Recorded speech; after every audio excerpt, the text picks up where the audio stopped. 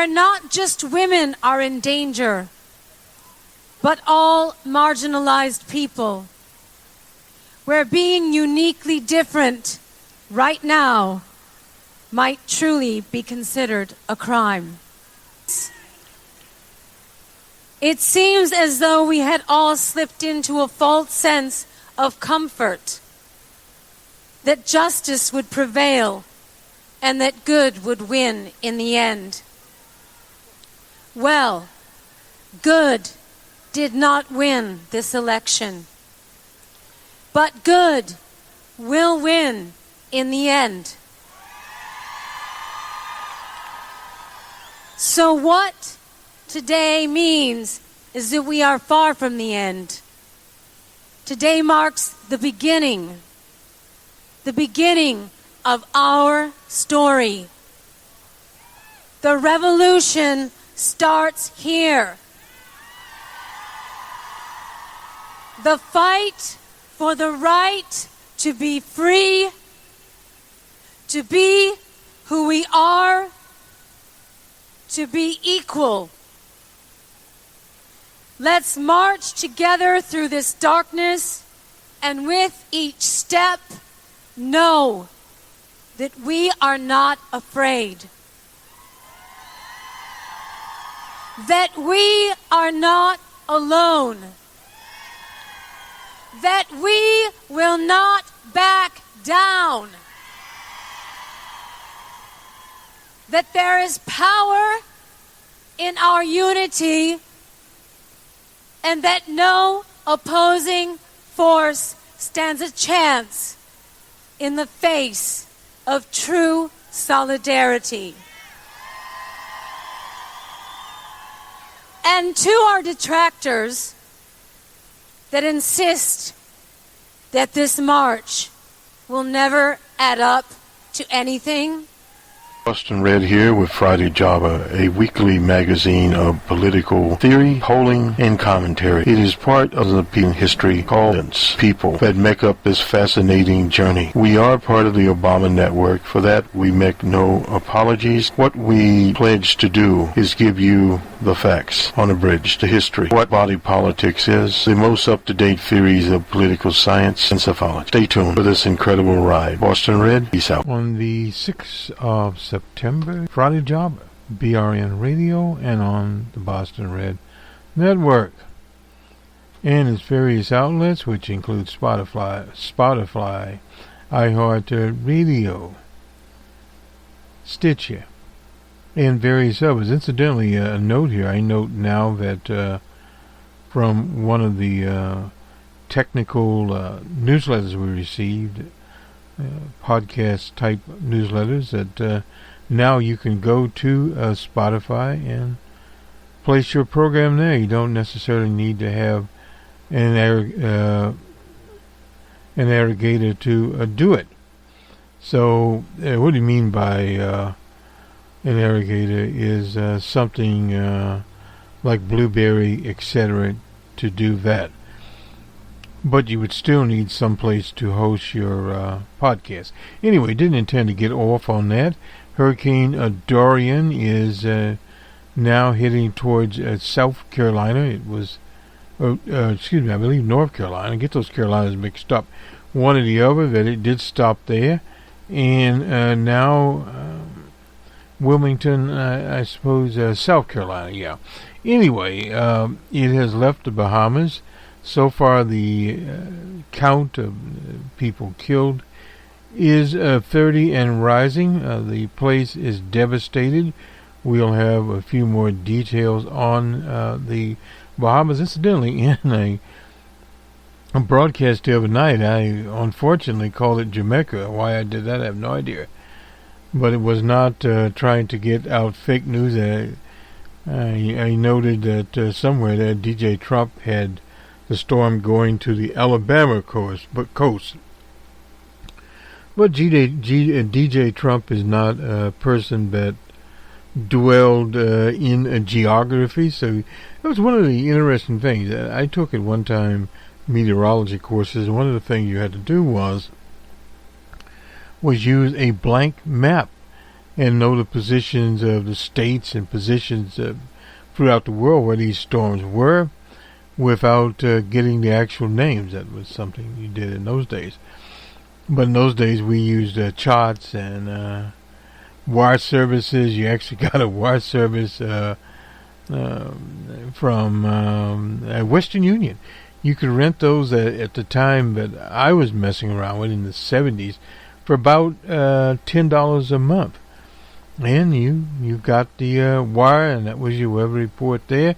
There was no internet out there, nor they were developing what's called weather radio. But you didn't have those channels. Now, then along came cable news, and we started to see satellite images. Of course, you also seen satellite images with the local news stations. They spent thousands of dollars to do that. And they'd have the satellite images there, the meteorologists there. A green room, you always needed green backgrounds. In our place, we have a green background too. Anyway, that's just, we thought we'd throw that in to sort of move things along. We have the crystal ball, our friends from the University of Virginia at Charlottesville. Larry Sabato's shop, and we always remember Heber Hire. This is a Boston Red from the Jerry Pippin Memorial Broadcast booth. Let's see how we're going to start off the program. I think we'll start the program off with the crystal ball. This is by Kyle Klondike. He's the managing editor of Larry Sabato's Crystal Ball. And the episode this time around is House Races Change.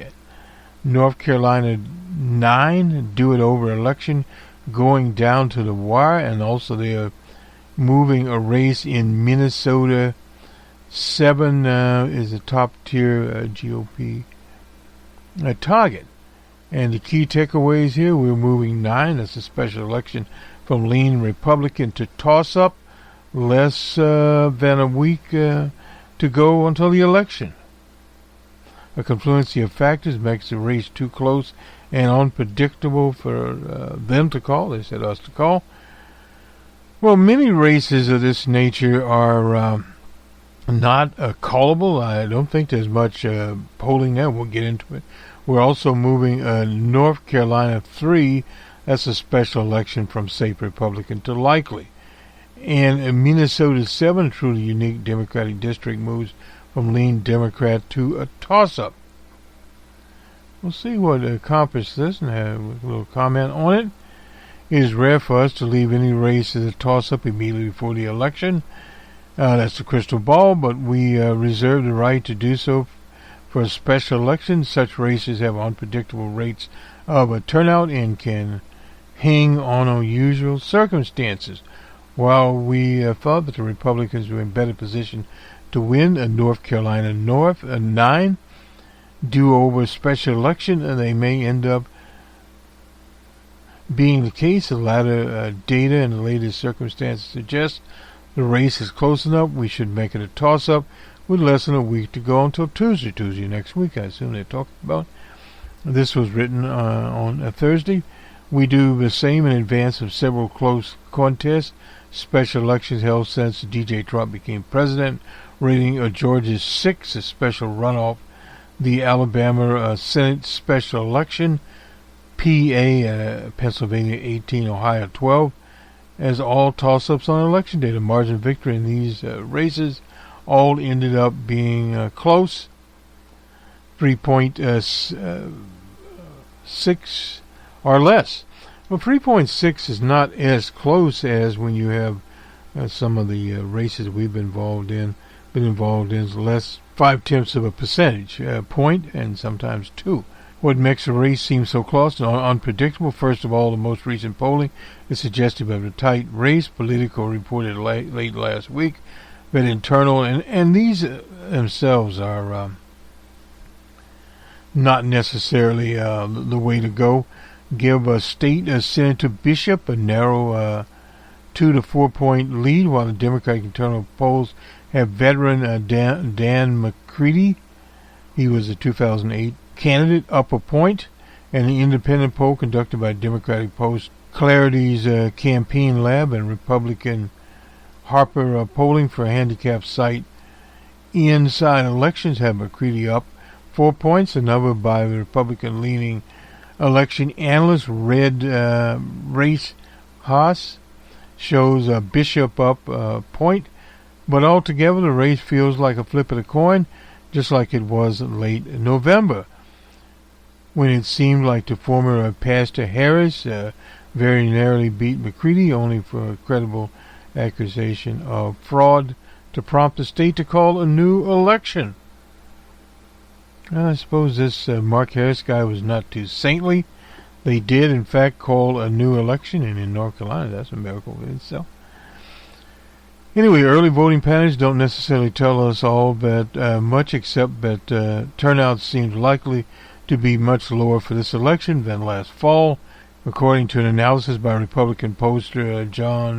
That it's normal for special elections. It's unclear who low turnout might benefit. Typically, one might think Republicans, given the usual reliability of party's base voters. But in the Trump era, special election environments, Democrats may be more engaged. Democrats came close to beating Republicans in some other special elections. On a typically Republican turf last cycle in races with low turnout. One of those was the South Carolina 5. That was in June of 2017, a district that geographically is right next to North Carolina 9, along the border between the Carolinas. Both districts contain certain parts of Charlotte surveys, and DJ Trump won SC5 by 19 votes in 2016, while he carried North Carolina 9 by about a dozen. Less voters there for him. Adding the uncertainty is Hurricane Darian. Well, Hurricane Darian's in the mix. It's likely to strike parts, and is working on that right now, of North Carolina as soon as today. In fact, it had already done that, and it's moving now towards South Carolina. Could disrupt the turnout depending on how serious any damage is. Democrats are likelier than Republicans to vote early, so perhaps the weather could also play a role in the outcome. The storm and its aftermath is bad enough to depress Election Day turnout. Obviously, we hope that is not the case. Anyway, DJ Trump's supposed to hold an event for Bishop in Fayetteville on Monday night before the election. The aftermath of the storm could hypothetically impact those plans, but Trump's drawing attention to the race could be helpful to Bishop in a race where every vote could count. Pence is also stumping for Bishop on a Monday. It's possible that the storm and its repercussions could impact another special election being held in North Carolina. That is North Carolina 3, a coastal district Trump carried by 24 points, almost 25, which doesn't seem particularly vulnerable for Republicans. Red Race Haas has polled that district too, and found that somebody named Greg Murphy is leading the former Greenville Mayor Alan Thomas by 11 points, 51-40, in the race to replace the late Representative Walter Jones. Walter Jones was an independent and more of a libertarian streak. Out of an abundance of caution, and mainly because of the unknown factors that were introduced into the turnout calculus, we are moving it from safe Republican to likely Republican. Walter Jones is old district. The State Board of Elections widely asked voters to cast their ballots in both races early. Early voting ended, of course, on Friday. The storm has forced closure of some election sites, particularly in North Carolina 3. The possibility of natural disaster disrupting the election turnout is a good argument for states to offer robust early voting, as North Carolina does. Now to the next district, we move to the upper Midwest, where one of rating change. Colin Peterson, he's in Minnesota 7, and has been a true outliner amongst House Democrats, actually amongst all members of the House, for being the only member to hold a district which is widely out of step with its own party at the presidential level. They vote Republican, but they like Colin Peterson. Incidentally, Colin Peterson is, I believe, now chair of the House Agriculture Committee. So do they want to lose that to a freshman type? Anyway, getting ahead of ourselves, this rural district covers much of the western part of the state. D.J. Trump got it by 31 points, while there are 30 other Democrats who hold seats. Trump won. This is the next best district. Amongst them was New York 22, that's an upstate New York district held by Anthony Brandisi, a Democrat, but Trump carried by 15.5. In other words, Trump's margin in Minnesota 7 was roughly double the margin of any other Trump won district held by a Democrat. Republicans, too, controlled no districts that voted for Hillary Clinton by such a lopsided margin. There are only 3 Republicans in Clinton won districts, and she didn't get even 50% of the vote in them. Peterson is a moderate and a good fit for the district. He's also a fighter for food subsistency because of the Agricultural Committee. But an outliner like him has less and less common to the point where he essentially stands alone amongst House members. His margins of victories have been going down in recent years. He beat David Hughes in both 2016 and 2018 by 5 and 4 points. Well, 5 and 4 points is now respectable, while dramatically outspending him both times. On Labor Day, the former lieutenant governor who didn't want to resign her Senate seat, named Fleshbach, entered the race by giving the Republican candidate with perhaps a higher ceiling than Hughes, who is running again, but with whom the National Republicans do not appear to prefer. Fleshbach, formerly a state Senate president, and she was lieutenant governor under the former governor Mark Dayton. So he appointed Tina Smith to the Senate. That was a seat held by Al Franken. Fleshbach later became former governor Tim Pawlenty is a running mate on his gubernatorial ticket, but they lost the primary, and Tim Walz never looked back. He won the governorship. Even though Peterson has a good local reputation, his narrow margin of victory and Trump's likely looming landslide in the district almost prompts us to start this race as a toss-up when we release our initial House ratings at the start of the year. Fleshbach, into race is likely to indicate that National Republicans will push hard in the district than they have the last couple of cycles. Peterson, meanwhile, could decide to retire, although getting targeted by Republicans could also inspire Peterson to double down and compete harder, as he did the last time National Republicans spent heavily. That was in 2014, when Barack Obama was still in office. The Fleshbach challenge comes in a final contest for the current map, this congressional map in Minnesota. It'll be redrawn in 2020.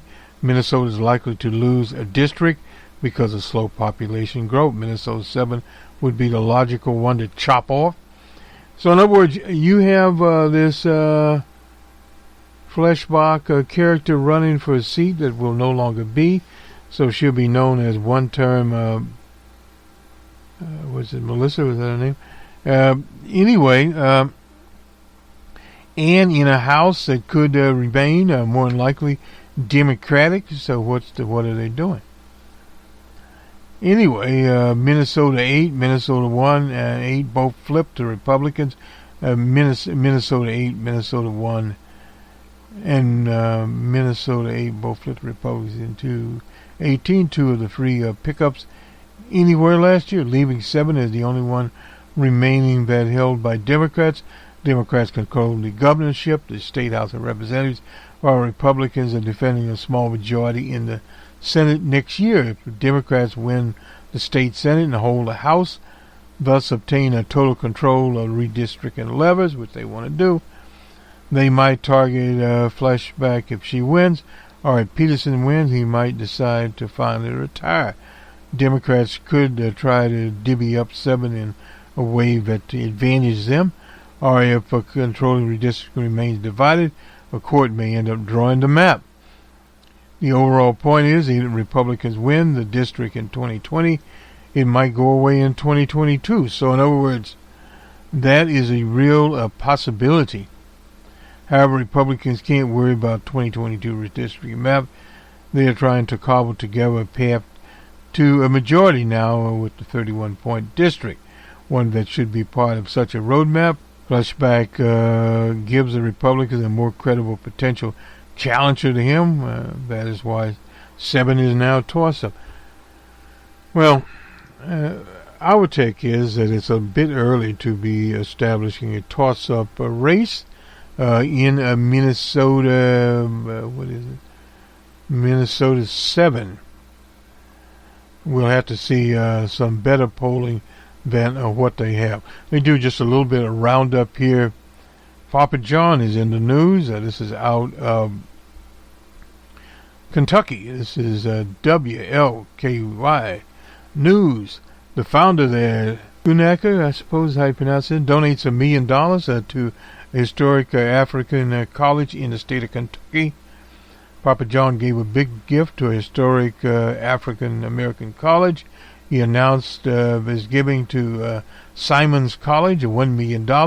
In a news release, he said the gift's part of Schunatter's committing to having a better impact by building better communities, which he found himself in an uproar also.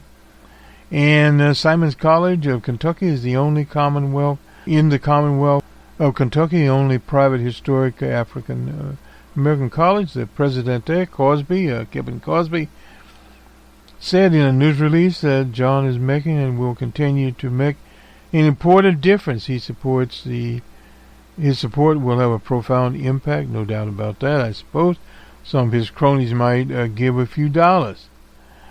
Now this is let's jump over here first.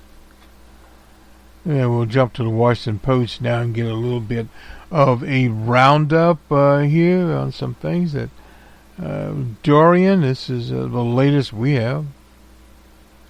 Nonetheless, Dorian is moving along on the Outer Banks now, and they had some models that said they were moving to the Outer Banks. It came ashore in North Carolina, and now, of course, moving towards, I believe, South Carolina, the Outer Banks there. The Bahamas, it laid siege to it, no doubt about that. Floods, and also spawning tornadoes, one of the interesting things there. Incidentally, cannabis in the vaping products, variant of vitamin E there was contaminated, and a contaminated plant will get you one way or the other. And we have Dan Balls again here. Interesting thing on Boris Johnson. Now let's see what we do have here. I don't know, Boris Johnson. I think we have 3 different articles from the Post. Oh, the Trump administration's housing plan. They want to revamp Fannie Mae, Freddie Mac, sweeping plan. They put that out on Thursday. With ending more than decades of government control. These 2 federal entities, Fannie Mae and Freddie Mac, were taken over by the federal government. Long-awaited plan from the Treasury Department features 50 different proposals. The cornerstone would resolve the fate of the National Mortgage Association and the Federal Home Loan Mortgage Association, which 11 years ago were put under conservatorship, like a bankruptcy, in the Depression.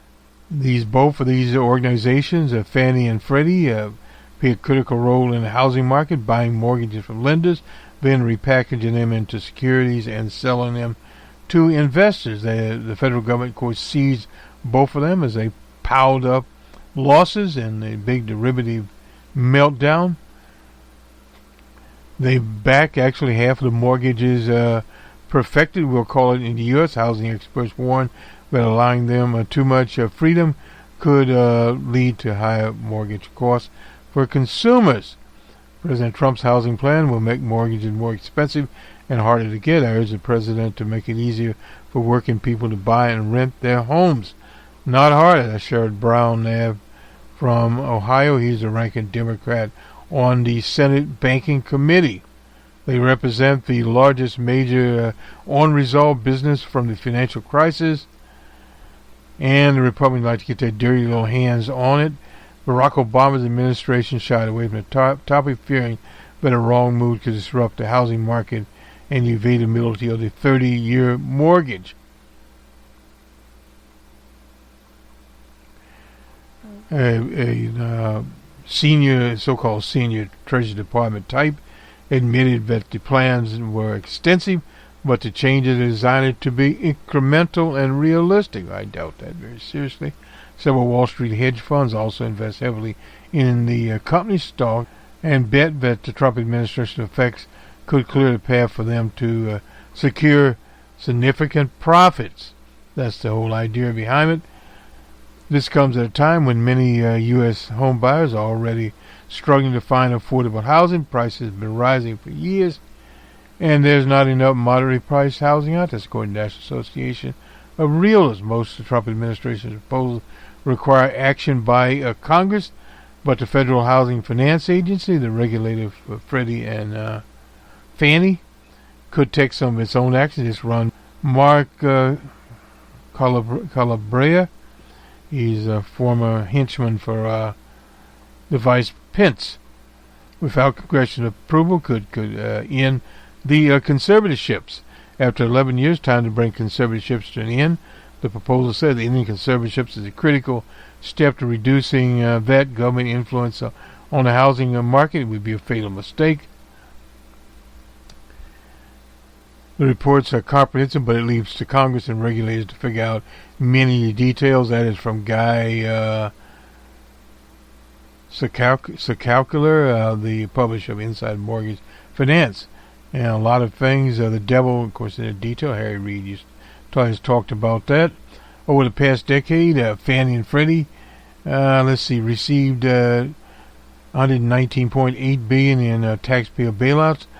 Fannie Mae, and while Freddie Mac received 71.6, but they returned to profitability. The companies have sent a combined $300 billion in dividends to the Treasury Department, and the greedy type of investors like to get their dirty little hands on more of that.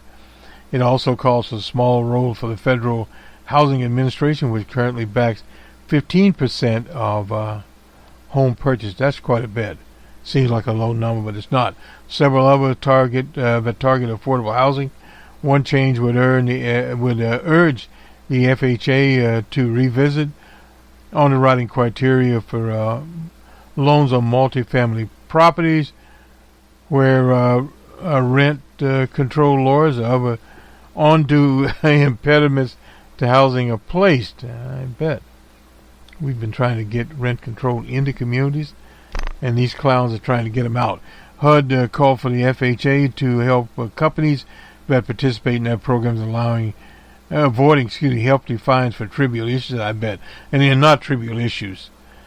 The way the FHA is set up, they don't fine people for trivial issues. They don't render very many fines. Anyway, agency has pushed some lenders out of the market, and those lenders didn't deserve to be there, complain about minor errors. They always do that. That's one way that they stay in the game.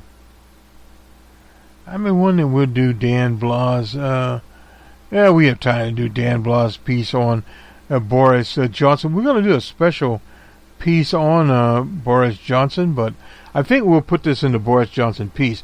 Boris Johnson takes a wrecking ball, to government and gets hit himself. This is by Dan Blah's on the 5th. Dan Balls, Boris Johnson has eclipsed DJ Trump as a chaos maker-in-chief. That's hard to do. Just weeks into his tenure at number 10, the new leader has tried to take a wrecking ball to the political system and end up hitting himself as well. In the latest chapter of long-running drama known as Brexit, the summer of 2016, the British vote is nearly, it's about 3 or 4%. That is now almost a landslide. To leave the EU, European Union, nothing has been the same since. Government has been paralyzed. Public dissatisfaction has grown steadily. 2 prime ministers were taken down by the turmoil unleashed by the vote. Johnson could be the third, or or could he be? Like Trump, Johnson is a bruiser. In look and in action, as a dispatch box in the Commons, he looks slightly out of place, his hair permanently messed, his head cocked to one side or the other, but if he looks as if he doesn't quite belong, he also seems to relish the political combat with the Labour Party leader, Jeremy Corbyn, and others in the opposition. It hasn't gone well. Johnson is the antithesis of his predecessor, Theresa May. She went by the book. Campaigns for leadership of the Tory party. Johnson vowed to take Britain out of the European Union as it was scheduled on the 31st of October, Halloween. A perfect place for Johnson to be. I wonder where he'd go. He'd probably go with DJ Trump.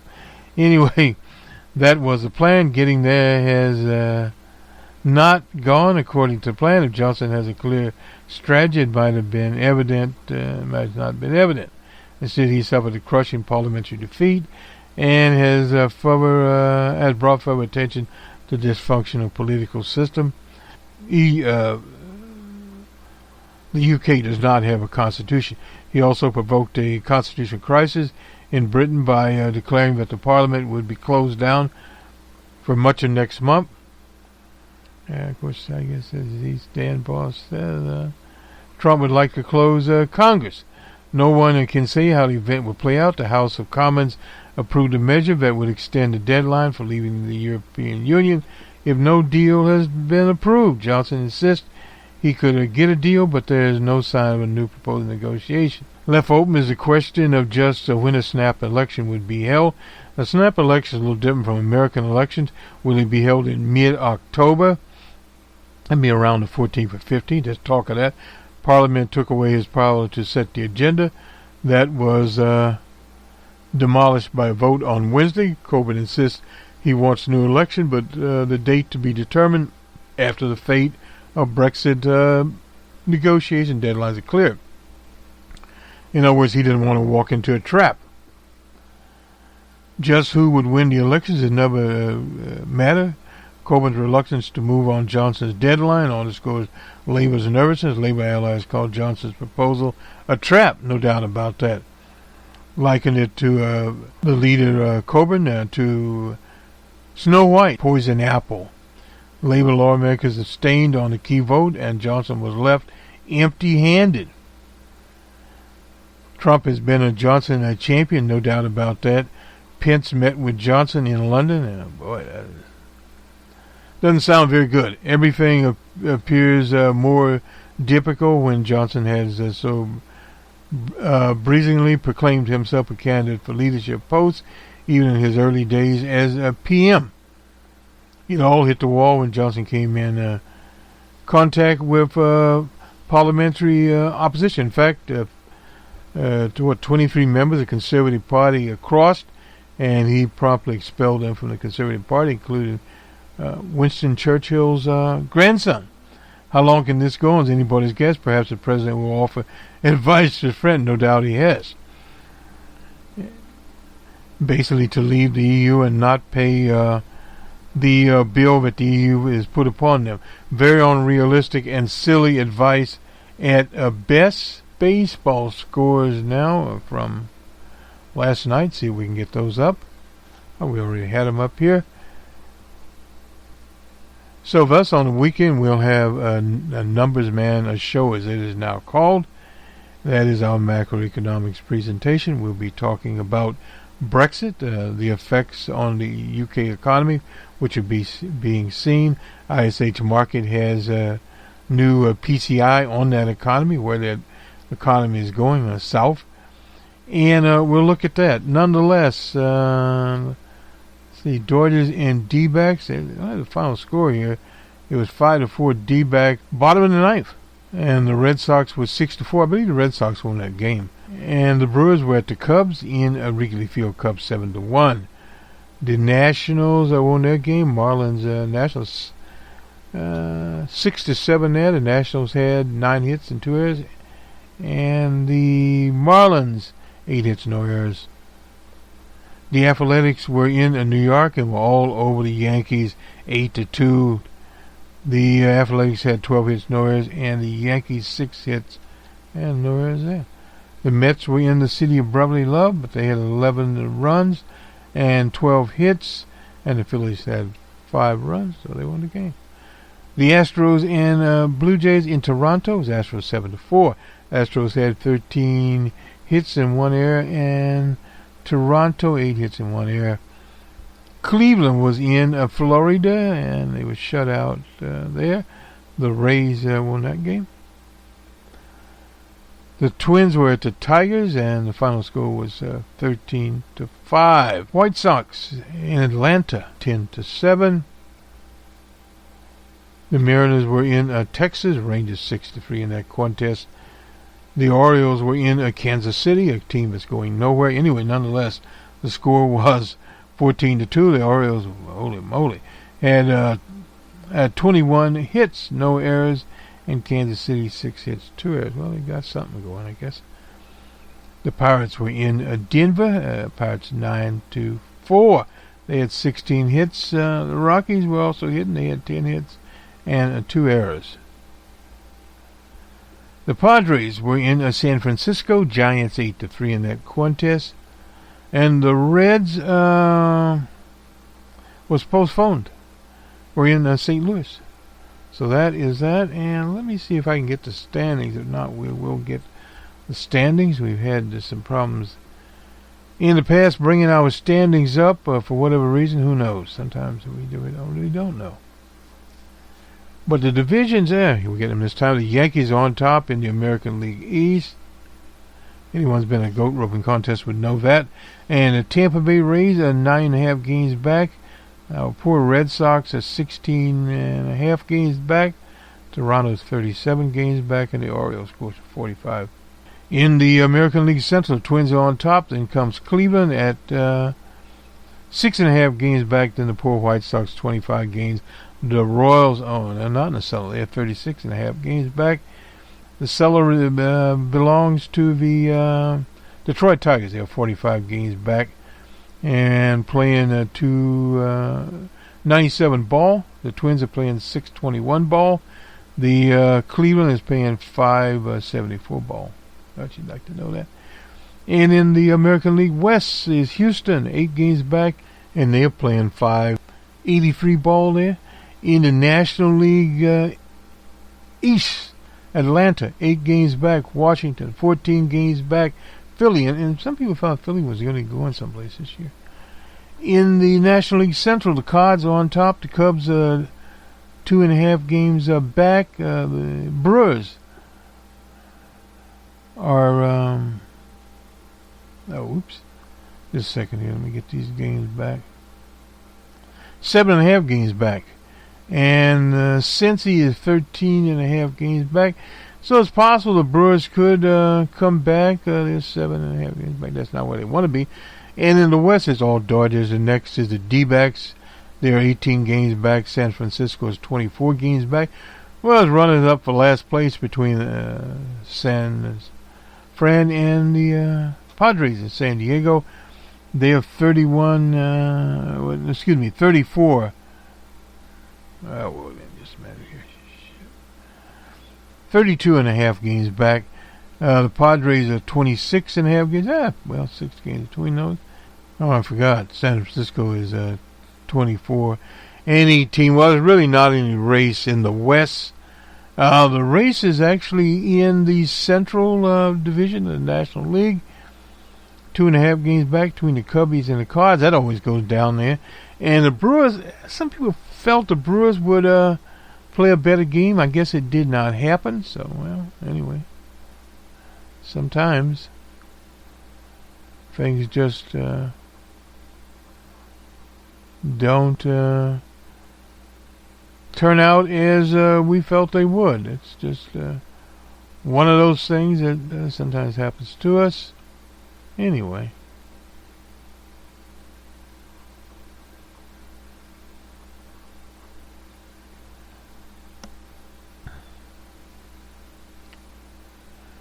So, incidentally, I'd be terribly remiss here. Robert Mugabe, the longtime leader, freedom fighter, Zimbabwe, has passed away at 95, died in a hospital in Singapore. We'll have a special programming on the life of the freedom fighter, Robert Mugabe.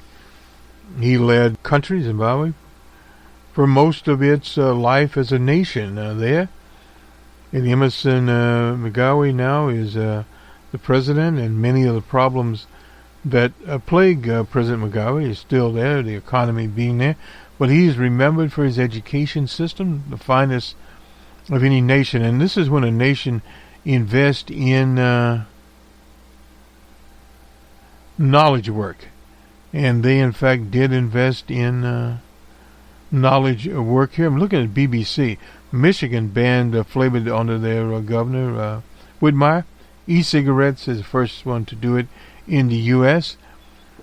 The ex-Obama aide, Craig, was acquitted in his case, his criminal case there, and he deserved to be acquitted, period. Bill to stop no-deal Brexit set to pass of the Lords. Now,